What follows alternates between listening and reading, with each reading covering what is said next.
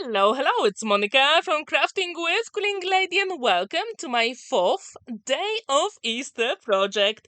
In today's video, I'm going to show you how to create this shadow box style layered Easter card.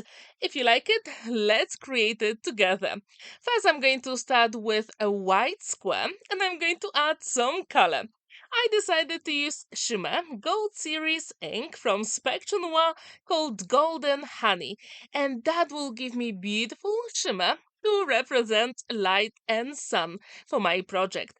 I got SVG file from Creative Fabrica and I made some adjustments just to make sure it fits to my project. So now with the second layer, I'm going to use peach terracotta, and again I'm going to use that golden honey as well, just for extra interest. And I have to tell you that when these inks dry, the shine is absolutely stunning.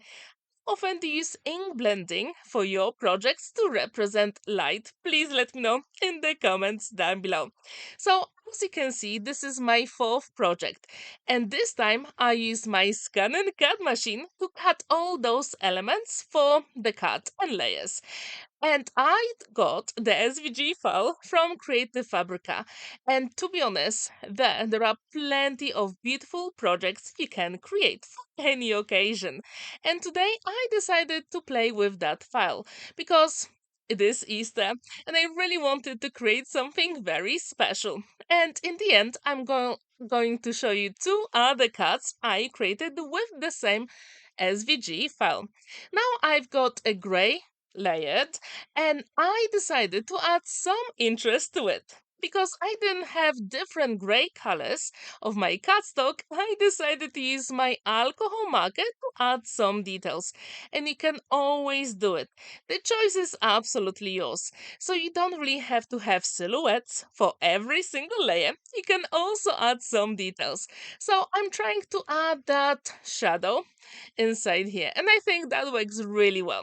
So this one is tri-blend marker, which means it has the darker, medium and lighter color inside, and it's going to work really well. Now it is time to add a little bit more color in interest, and I'm going to use Lucky Clover Distress Oxide ink in all the colors using my ink blending tool.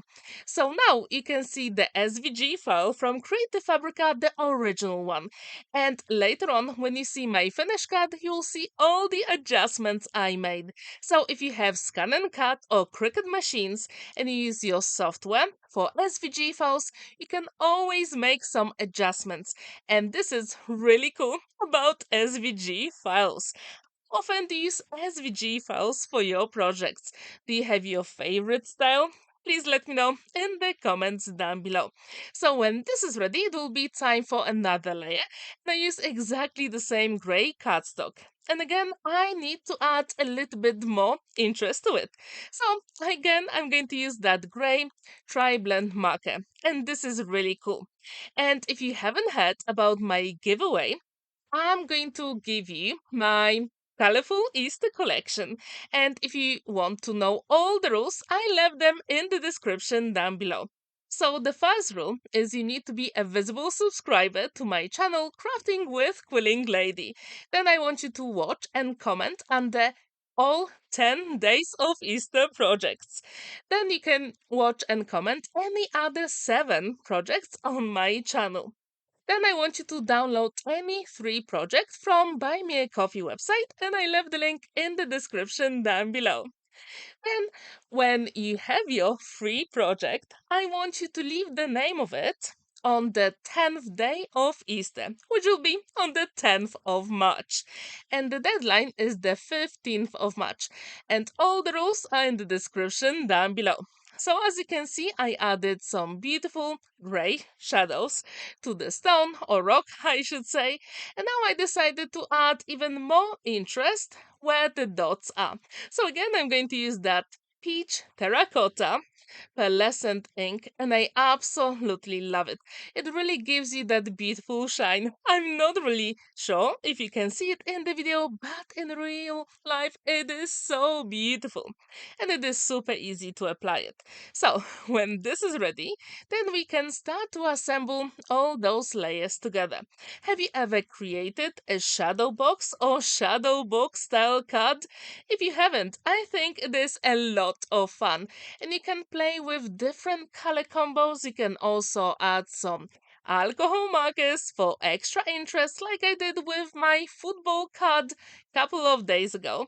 And then you can also use some ink blending, like I did here, for extra interest. So to be honest, you don't really need cardstock in every single color. That's what I really like about those layered projects. They are really cool. And what's really good about any SVG file, you can resize it, which means you can make it as big or as small as you want. For this project, I really wanted this card to fit into 6 by 6 inches envelope. And in the end, it is going to do it. So all the layers here measure 5 inches and 1/4. So I'm going to have lots of dimension with all the layers. That's why I decided to make them slightly smaller for 6 by 6 inches carte blanche. And I think this works really well. And at the end of this video, I'm also going to show you 2 other cards I created. So as you can see, this is really easy to do. And we are going to have 2 more layers, the green ones, because obviously it is spring, so we need to have some green as well. And I used 2 different colors of green cardstock, and every single one here with the gray and green come from the Lidl. If you know that brand, it is super cool. And to be honest, my ScanNCut absolutely loves cutting that cardstock from the Lidl. Sometimes it doesn't really want to cut 300 GSM multi-purpose card, but the one from the Lidl works perfectly. As you can see, I use my pokey tool just to make sure all those elements are exactly where they should be, because some of the holes here were slightly too small, so I had to make them bigger. So that is the way to go for me. And if you do like this project, don't forget about my giveaway. And also, I'm going to have really cool projects for you in the coming days, so stay tuned for that. And if you're a new subscriber to my channel, welcome. I'm going to have lots of inspiration coming your way very soon. So stay tuned for all those projects. And tomorrow, I'm going to have a really cool fancy fold for you. So if you like those type of cards, stay tuned. I'm pretty sure you won't be disappointed. And in that collaboration, I've got some amazing crafters working with me as well.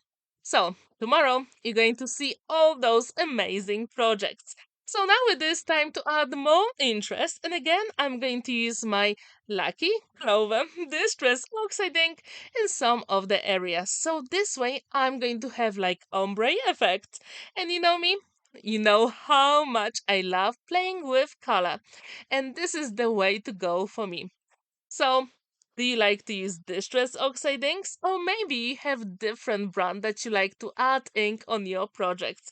If you do have your favorite, please let me know in the comments down below. And I also wonder, are you going to make some Easter projects this year? If you do, what are you going to create? Some cards, scrapbook pages, or maybe some boxes?